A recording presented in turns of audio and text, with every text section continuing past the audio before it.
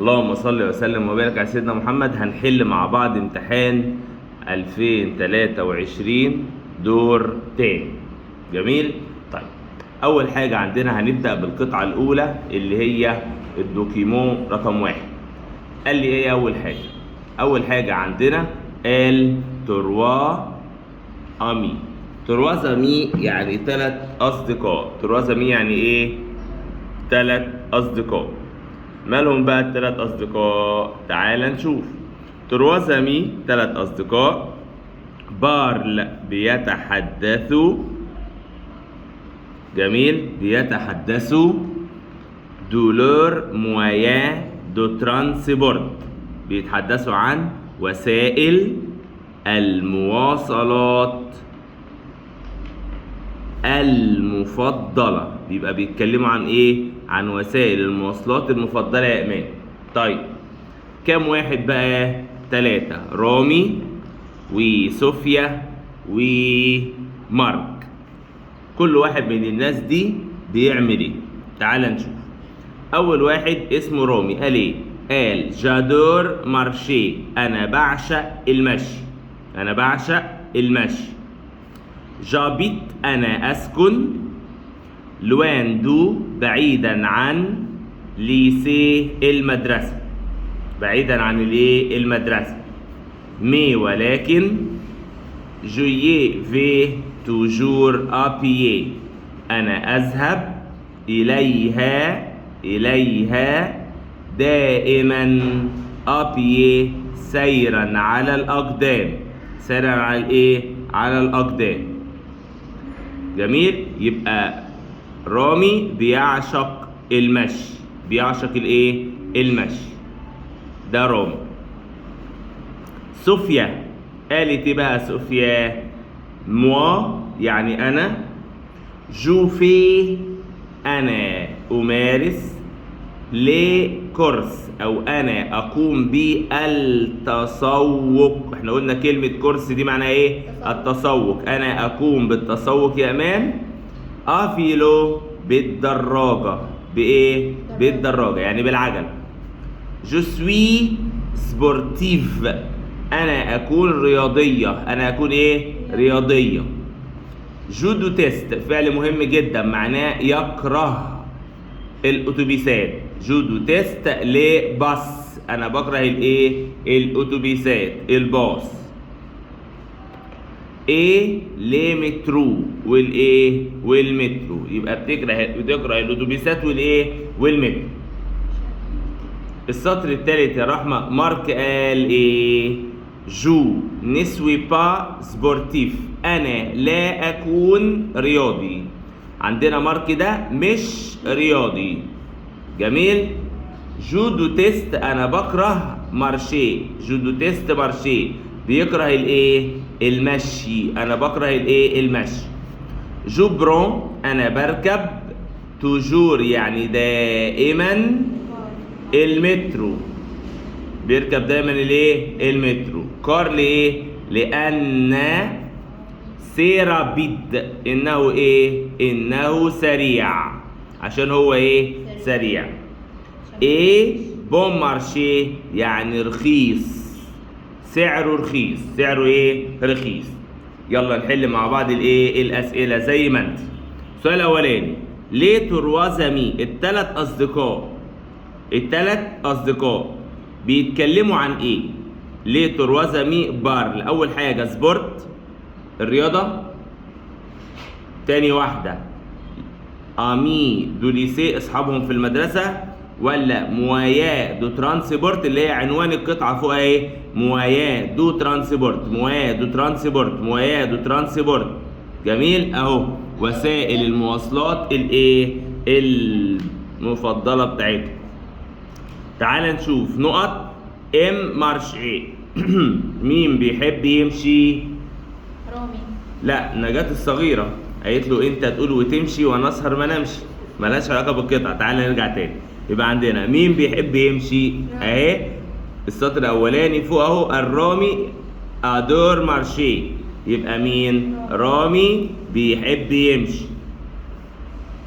اللي بعدها صوفي اللي هي صوفيا ام فير اشيت. كلمة صوفيا، انا رحت عند صوفيا، تعالي يا ست صوفيا ايه؟ قالت انا بعمل الايه؟ كورسز افيلو. يعني ايه افيلو؟ بالدراجة.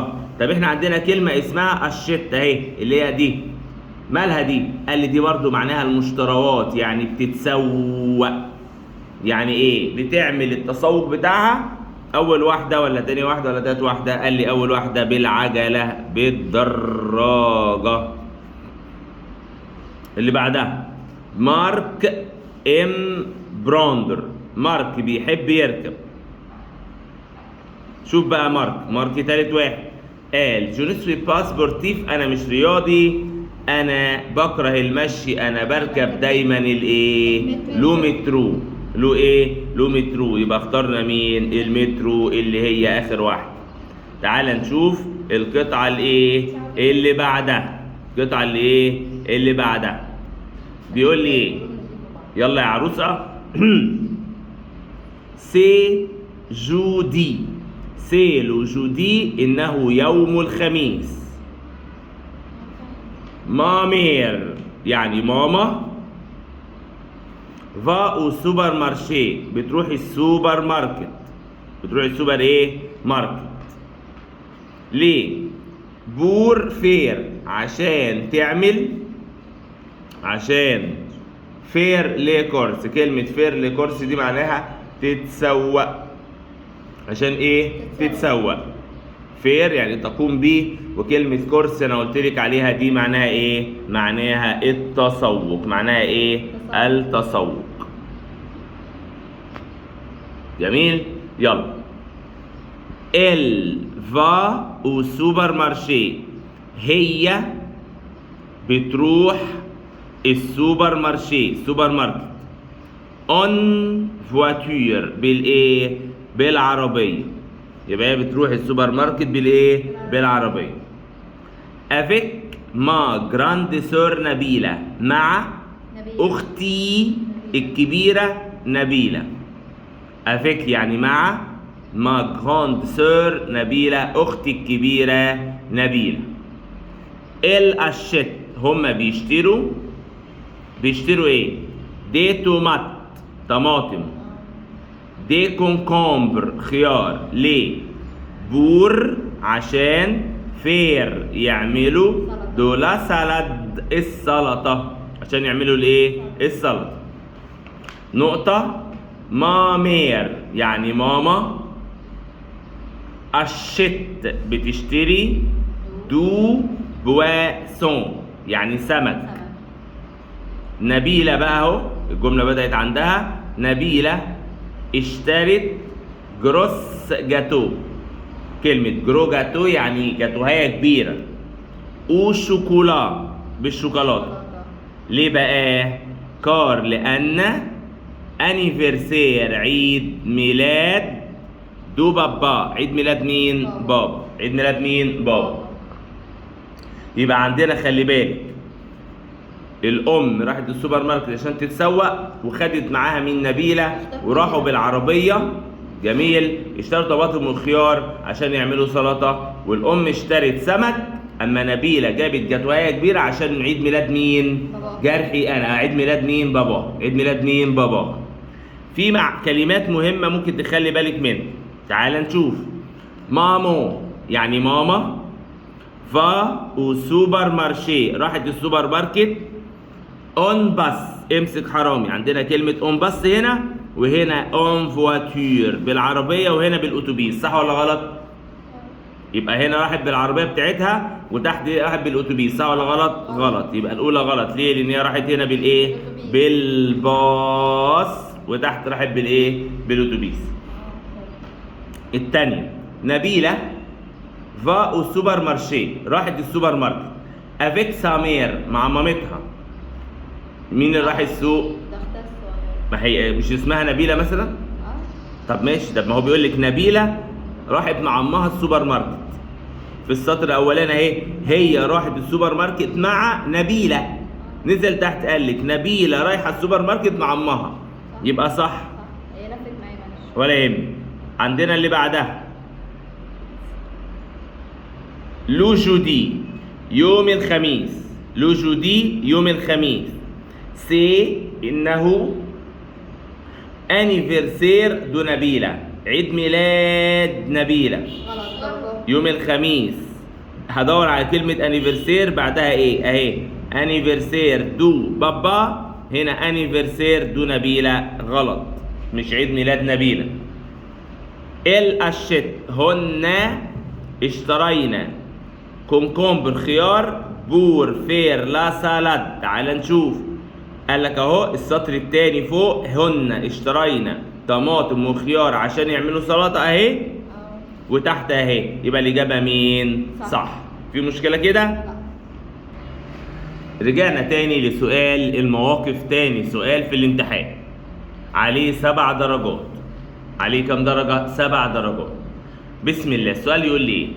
يهمني ان انا اعرف انتم تسالوا صديقكم او صديقكم هو اللي ايه؟ بيسالكم. انتم بتقترحوا على صديقكم، او انتم بتوصفوا صديقكم، او انتم بتوافقوا على الدعوه، او انتم بترفضوا الدعوه، او انتم بتتكلموا عن اللي انتم بتاكلوه، عن الحاجات اللي انتم بتشربوها، بتشتري العيش منين، تشتري اللحمه منين، وهكذا. في مشكله كده؟ السؤال الاولاني. بسم الله. واهم حاجه الرياضه المفضله. فو يعني ايه؟ انتم. فو يعني ايه؟ انتم.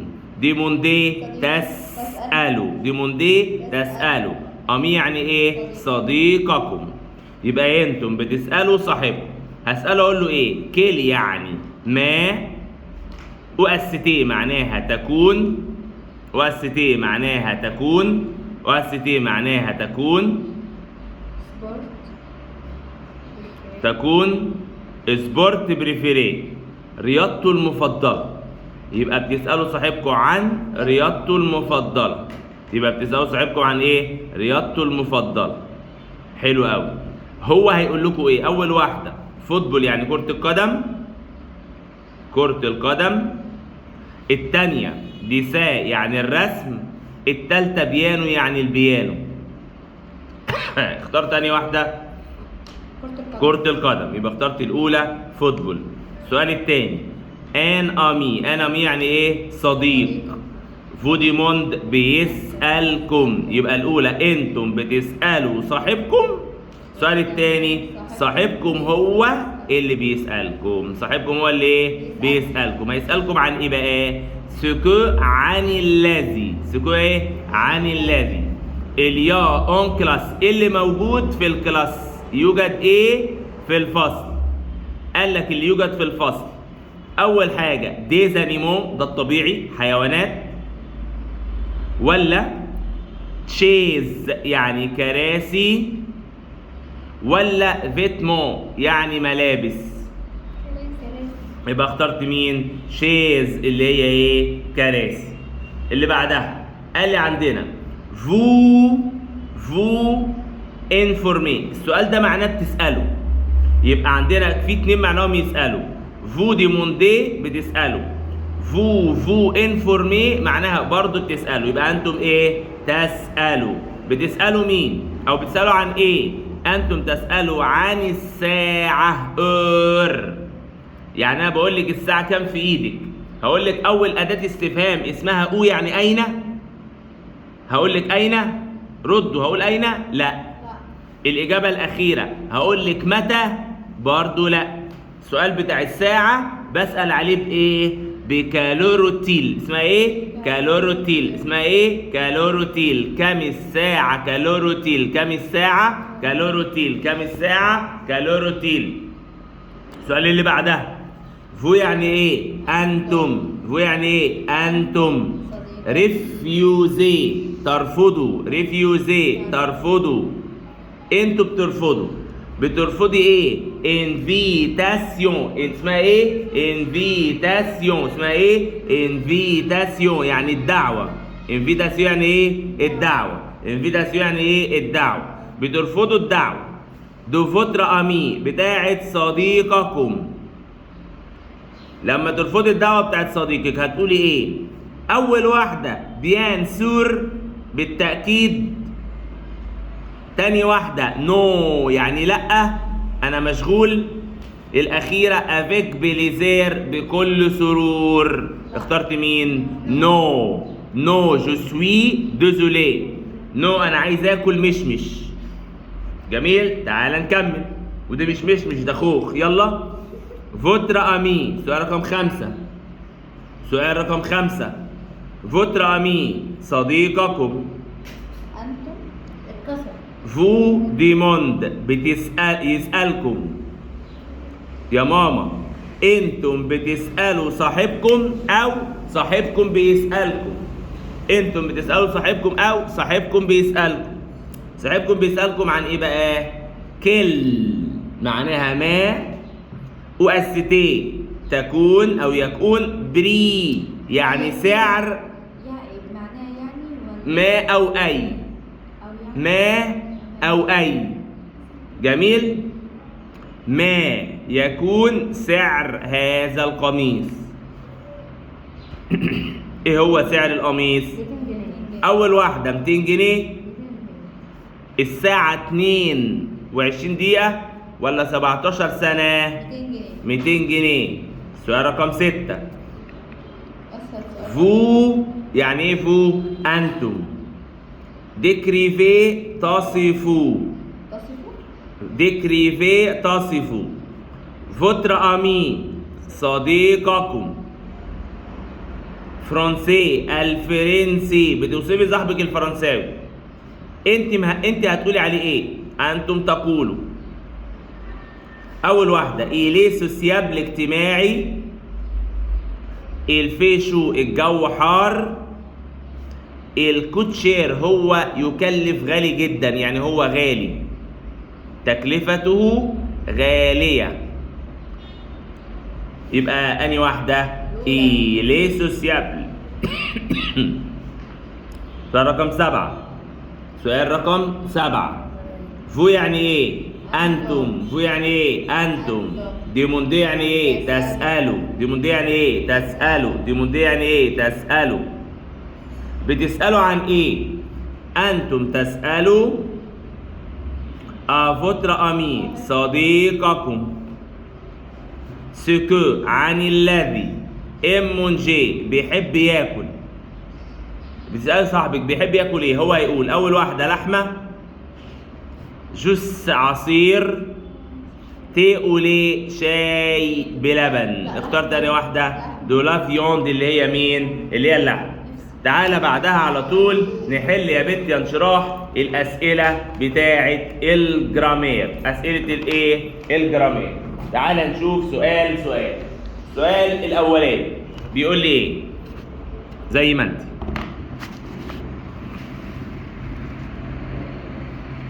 جميل؟ زي ما أنت شايفة السؤال الأولاني عندنا في الجرامير قال لي نقط شيميز.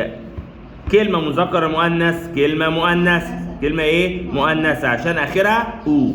لقيت حطيت لي كل ام 2 ال وكل ام ال واحدة وكل اللي فيها ايه؟ اس. يلا نشرح. فوق سيكا.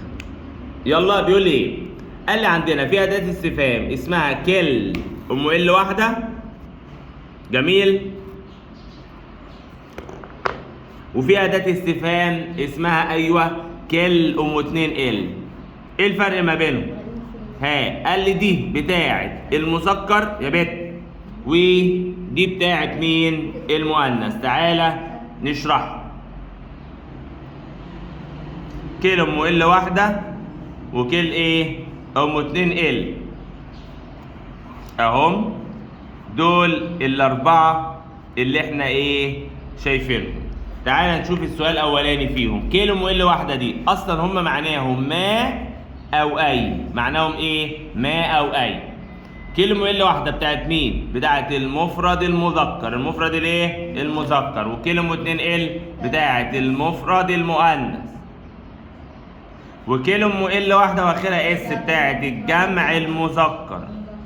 ودي بتاعت مين؟ الجمع المؤنث. في حاجة صعبة؟ طب اعرف ازاي الكلمة اخرها مفرد مؤنث اخرها او. اعرف ازاي ان الكلمه جمع مذكر اخرها اس او اكس.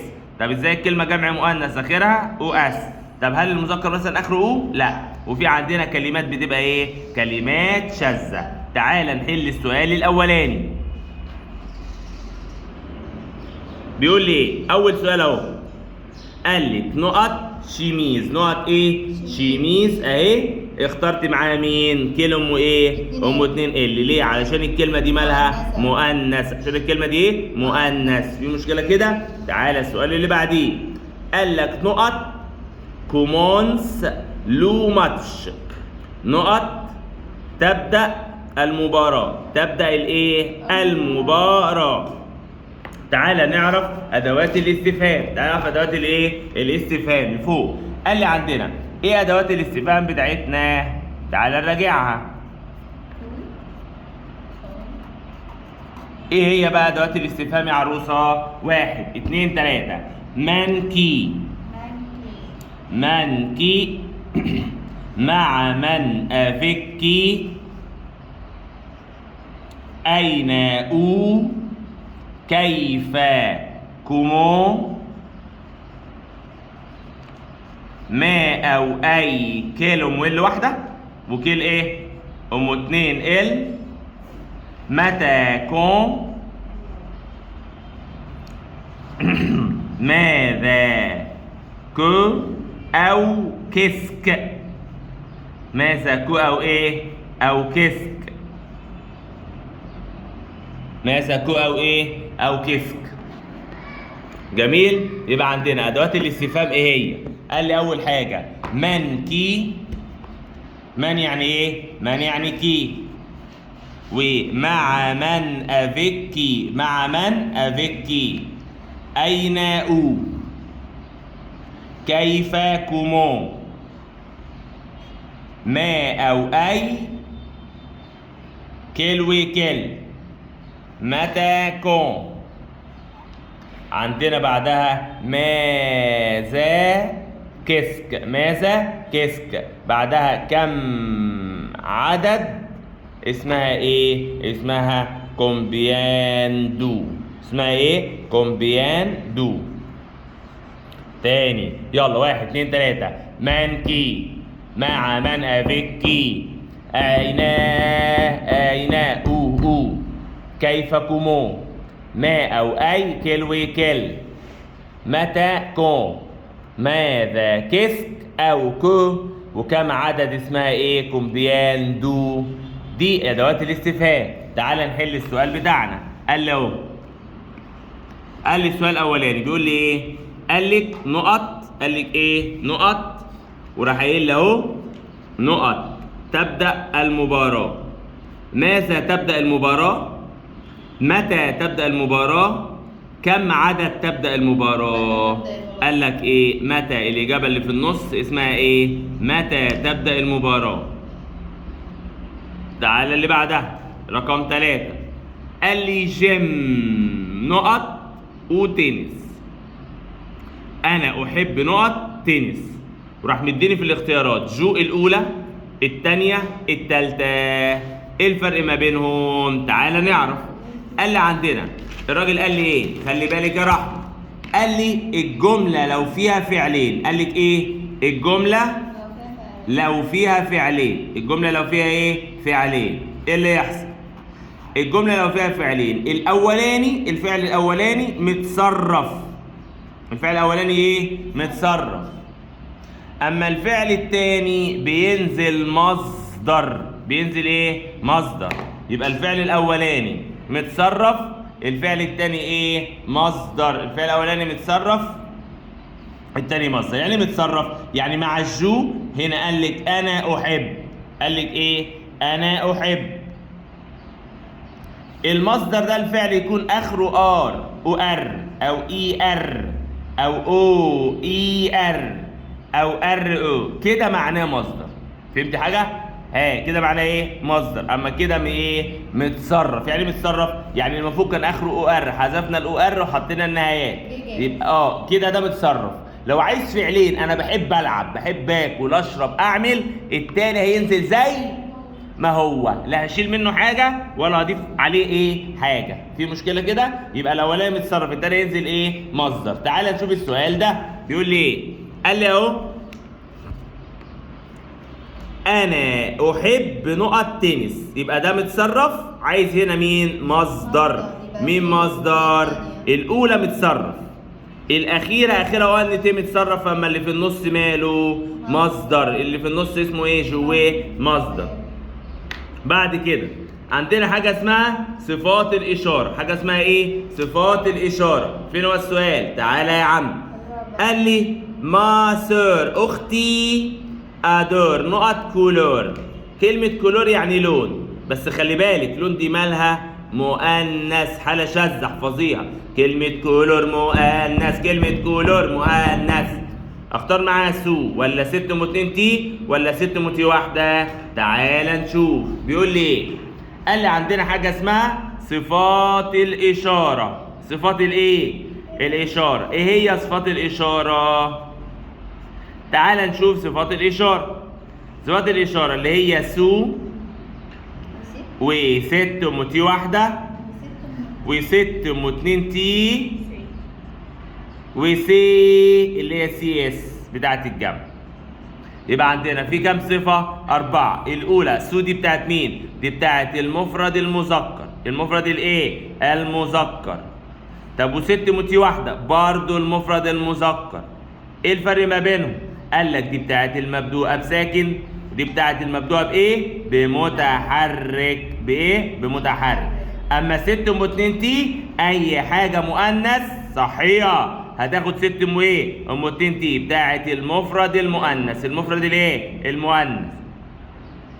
والسي بتاعت مين؟ الجمع. والسي بتاعت مين؟ الجمع. يبقى عندي 6 ام 2 تي بتاعت اي حاجه مؤنث، و6 ام تي واحده بتاعت المتحرك بس اللي هي الايه ضربت الاي قالت اي شكت للاو قالت يو والاش والاجراج. والاش وايه؟ والاجراج. بس لازم الكلمه تبقى مذكر، لازم تبقى ايه؟ مذكر. اما اي حاجه بدأ بحرف ساكن اختار معاه مين؟ سو. تعالى يا معلم نشوف السؤال ده. قال له اختي بتعشق نقط اللون. اخترت معاها مين؟ 6 ام ايه؟ ام 2 تي. 6 ام ايه؟ ام 2 تي.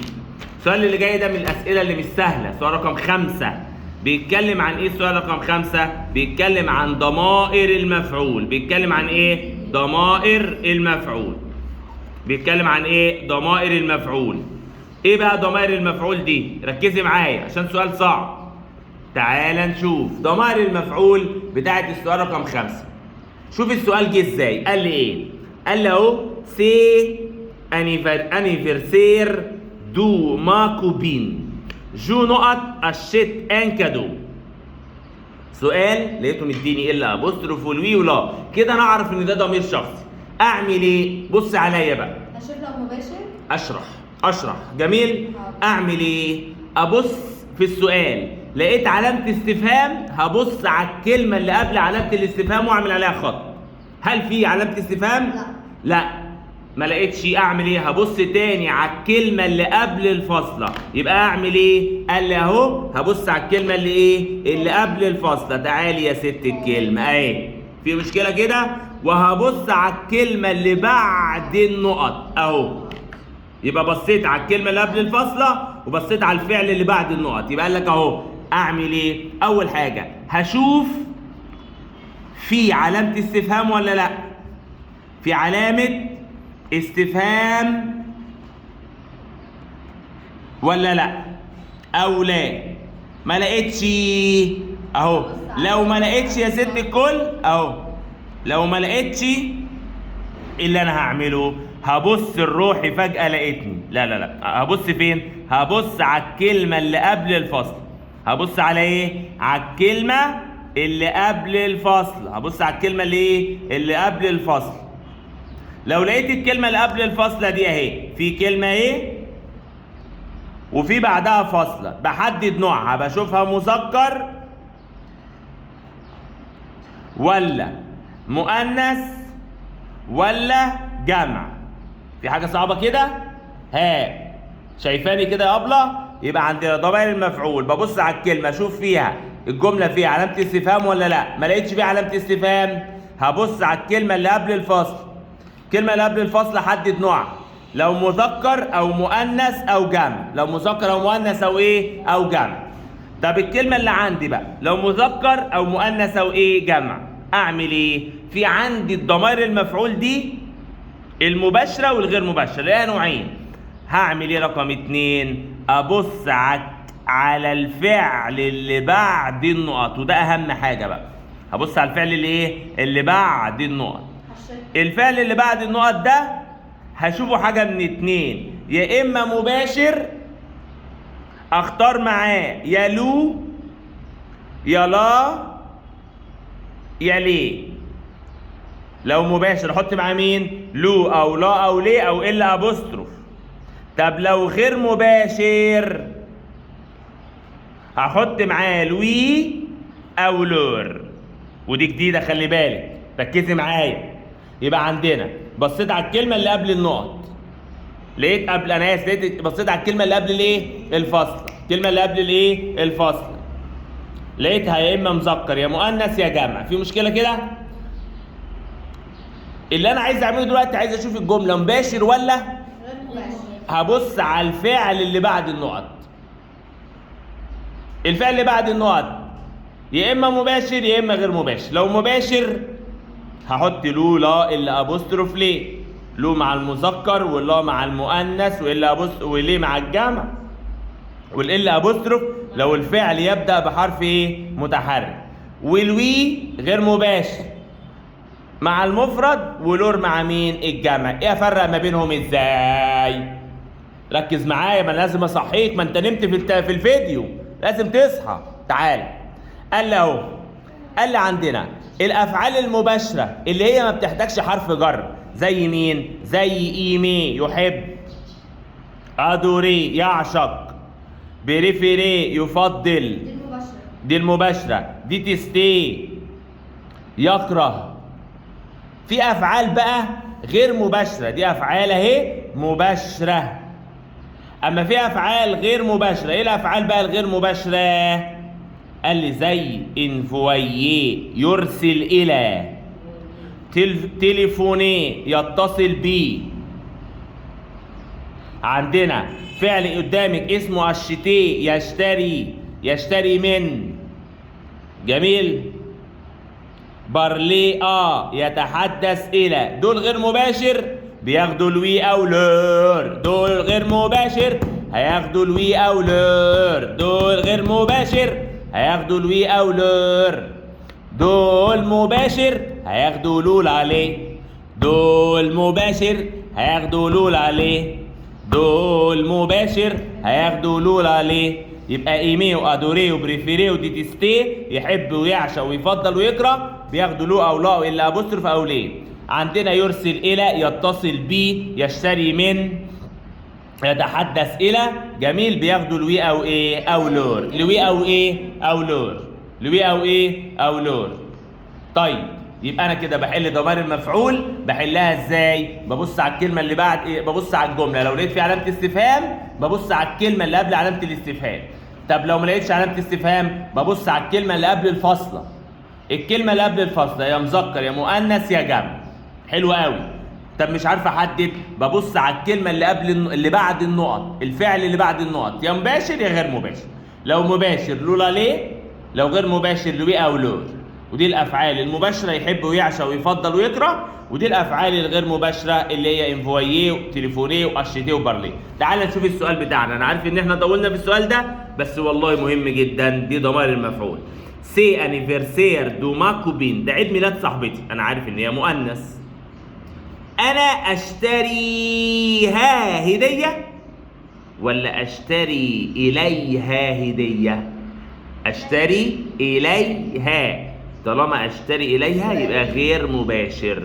يعني ايه غير مباشر؟ اخترت معاها لوي. طالما انا فهمت السؤال هعرف احله. يبقى السؤال رقم 5 اخترت معاها مين؟ اخترت معاها لوي. رقم 2 عندنا حاجه اسمها الادوات المدغمه او ادوات التجزئه او ادوات الايه؟ التجزئه. في حاجه صعبه كده؟ مالها بقى ادوات الايه؟ المدغمه او ادوات التجزئه؟ اللي هي دو بتاعه المذكر، دولا بتاعه المؤنث، دو الا ابوستروف بتاعه المتحرك، والدي بتاعت مين؟ الجمع. يبقى ادوات المدغمه او ادوات التجزئه دو دو لا دو الا ابوستروف دي. ايه هما؟ دو دو لا دو الا ابوستروف دي. دو دو لا دو الا ابوستروف دي. الدو بتاعت المفرد المذكر والدو لا بتاعت المفرد المؤنث والدو الا ابوستروف بتاع المفرد المتحرك والدي بتاعت مين؟ الجمع. بحل ازاي؟ ببص على الكلمة اللي بعد النقط، ببص على الكلمة اللي بعد النقط، ببص على الكلمة اللي بعد النقط عشان احدد نوع الكلمة، مذكر ولا مؤنث ولا متحرك ولا جمع. في حاجة صعبة؟ تعالى نشوف السؤال. رقم 6. جو مونج، انا باكل نقط جلاس، انا باكل ايس كريم. الكلمة مؤنث، دو مذكر، دولا مؤنث، دي جمع. اخترت مين؟ دولا. اخترت مين؟ دولا. السؤال اللي بعدها رقم 7. لقيت الجملة بدأت بدوما، اعرف انها مستقبل، اعرف انها مستقبل، اعرف انها مستقبل. عندنا حاجة اسمها الله اكبر المستقبل القريب. ايه المستقبل القريب؟ قال لي عندنا اللي هو اسمه الفيتور بروش. ايه هو بقى الفيتور بروش؟ ركزي بقى معايا. اول ما تلاقي دوما اختار فعلين. ها يبقى قال لي اهو ايه هو المستقبل القريب؟ اول ما تلاقي ايه؟ قال لك اهو اول ما تلاقي في الجمله، اول ما تلاقي في الجمله ايه؟ اول ما تلاقي دوما. اول ما تلاقي ايه؟ دوما. هنختار فعلين. اعمل ايه؟ دوما يعني ايه؟ غدا. دوما يعني ايه؟ غدا. ها اول ما الاقي في الجمله ايه؟ دوما. اعمل ايه بقى؟ قال لك اختار فعلين. اختار ايه؟ فعلين. بص بقى دي مش بينهم دي اي، مش بينهم ايه؟ دي اي، مش بينهم دي اي. يبقى اول ما الاقي دوما اعمل ايه؟ اختار فعلين. اختار ايه؟ فعلين مش بينهم دي اي. مين هما بقى الفعلين؟ فعل اسمه اللي زائد المصدر. اللي زائد الايه؟ المصدر. يبقى اول ما الاقي دوما اختار فعلين. الفعل الاولاني اللي والفعل الثاني ايه؟ مصدر. طب مين هو فعل اللي؟ تعال نشوف. انا يعني شو، انت تو، هو إل، هي ال، الكل اون، نحن نو، وانتم فو، وإل افيك اس، وإل افيك اس. تعال نشوف اصرف الفعل ازاي. قال له جو في، انا، تو فا، il و elle و on va، nous allons، vous allez، ils و elles vont. يبقى عندنا فعل aller جو في، تو فا، il elle on va، nous allons، vous allez، ils و elles vont. طب يعني ايه مصدر؟ قلنا من شويه يعني الفعل يكون اخره ايه؟ او ار او اي ار او ار او اي ار. في مشكله كده؟ يبقى انا لو لقيت دوما يعني غدا اختار كم فعل؟ فعلين مش بينهم دي اي، مش بينهم ايه؟ دي اي. في حاجه صعبه كده؟ تعال نشوف السؤال رقم 7. بيقول لك ايه؟ قال لك دوما اون نقط ان فيلم.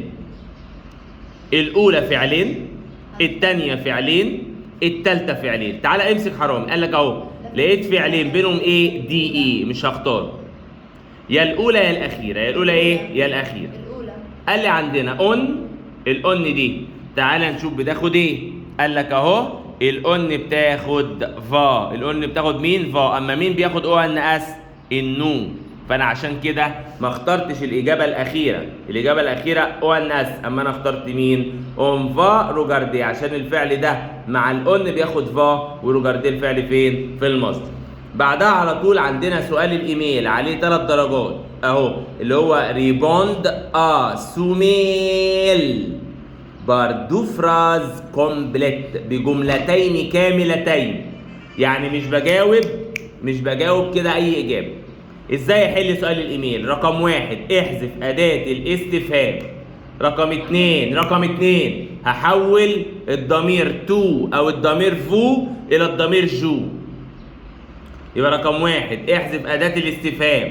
رقم 2 هحول الضمير فو او الضمير تو الى الضمير جو. رقم 3 وهنزل باقي الجمله. يبقى هي الخطوات ازاي احل الايميل. قال لك رقم 1 اهو احذف اداه الاستفهام. احذف اداه الاستفهام. رقم 2 هحول الضمائر. هحول الضمير مين؟ قال لك لو لقيت في الجمله الضمير فو او لقيت في الجمله الضمير تو اعمل ايه؟ احولهم الى جو. اعمل تاني ونزل باقي الجمله. ونزل باقي الجمله. حلو قوي. قال لي خلي بالك عندنا اداه استفهام كل ام ال واحد وكل ام 2 ال. بعمل فيهم ايه؟ احذفهم هما والكلمه اللي بعدهم. هما وايه؟ والكلمه اللي ايه؟ اللي بعدهم. في مشكله كده؟ طيب السؤال اللي عندي بيقول لي ايه؟ بيقول لي اهو يا ريس، بيقول لي كيل سبور بريفيريفو اهو. كيل اي سبورت اي رياضه. بريفيري فو. بريفيري فو. تعال نحل. ايه اللي انا هعمله؟ اول حاجه اعمل ايه في اداه استفهام؟ هحذفها لوحدها ولا هي والكلمه اللي بعدها؟ هي والكلمه اللي بعدها. الفو عندي هحولها تبقى جو. هحولها تبقى جو اهي. وبريفير هتنزل زي ما هي، بس راعي ان فيرب بريفير مع الجو اخره او. مع الجو اخره ايه؟ او. ايه الرياضه اللي انت بتفضليها؟ قال لي انا بفضل لو فوتبول. انا بفضل مين؟ لو فوتبول، كرة القدم. طب السؤال الثاني قال لك اهو او اين. ويعني ايه؟ اين لو براتيكي فو. أين أنتم تمارسوها؟ إيه اللي أنا هعمله؟ أول حاجة احذف أداة الاستفهام وأحول الفو إلى جو. تعال نشوف أهو. قال لك أهو جو وهتنزل باقي الجملة لو براتيك. جولو براتيك بتمارسيها فين؟ او كلاب. او ستاد. في النادي. في الايه؟ في النادي. ويبقى كده السؤال بتاع الايميل اهو. ايه الرياضه اللي بتفضلوها انتم؟ واو لو براتيكيفو اين تمارسوها؟ قلت له هنا جو براتيك جو بريفير لو فوتبول، وهنا جو براتيك او استاد. بعد كده عندنا اخر سؤال، سؤال الايه؟ الموضوع اللي هو رقم بي. عليه كام درجه؟ 5 درجات. الموضوع الاولاني اوصف الانشطه اللي انتوا بتعملوها في الريف. يبقى اول حاجه الانشطه في الريف. اللي بعدها ماذا انتم تفعلوا اثناء العطله. ماذا تفعلوا في العطله. الاتنين اجازه، اقدر اتكلم عن الاتنين. الاولاني هتكلم عن الموضوع الاولاني ليز اكتيفيتي الانشطه في الكامباني. ليز اكتيفيتي اهي فين؟ لا كامباني. الانشطه فين؟ في الريف. الانشطه بتاعتنا في الريف ايه اللي انت هتقولي بقى فيها؟ تعال نشوف. اول حاجه اقول اهو جو انا عايز تركيز من نار. ها يبقى الانشطه في الريف. قال لك اهو الانشطه يا محترم في الريف. ايه اللي هتعمله بقى في الريف؟ تعال نشوف.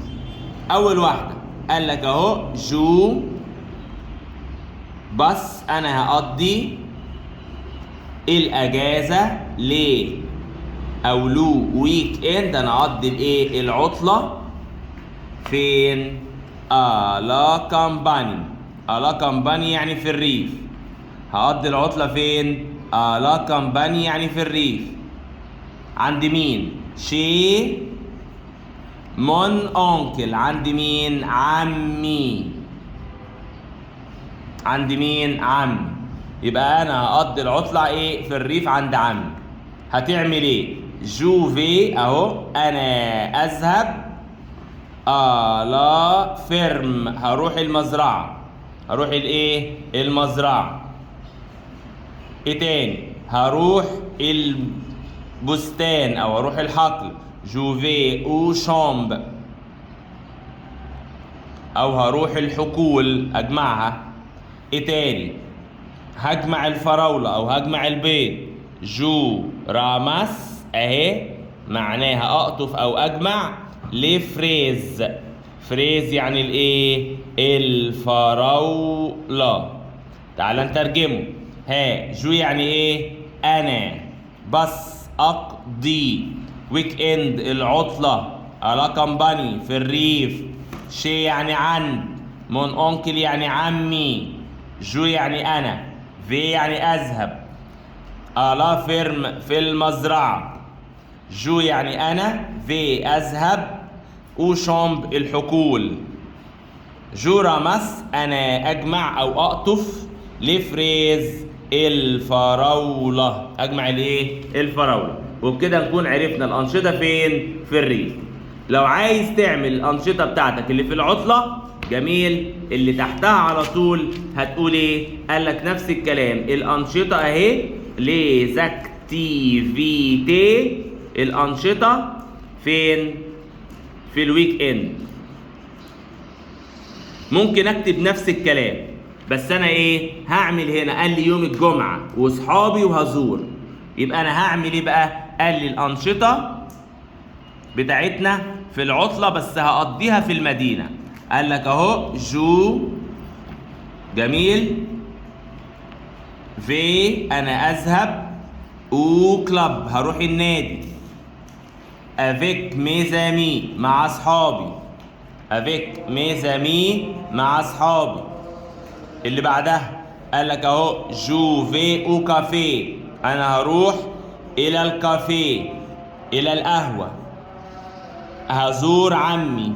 جو فيزيت اهو جو فيزيت مون اونكل عمي اللي هو اونكل. جميل. هخرج مع اصحابي. جو سور انا اخرج. افيك مع ميزامي مع مين؟ اصحابي. تعال نترجمها في اليوم. جو يعني ايه؟ انا. في يعني ايه؟ اذهب. او كلاب يعني ايه؟ النادي، يبقى الى النادي. افيك ميزامي مع اصحابي. جو في او كافيه انا اذهب الى القهوة. جو فيزيت انا ازور. مون اونكل يعني ايه؟ عمي. جو سور انا اخرج مع اصدقائي. مع مين؟ اصدقائي. وبكده نكون خلصنا حل امتحان 2023 دور تاني. استنونا في حل الامتحانات الجديدة. السلام عليكم.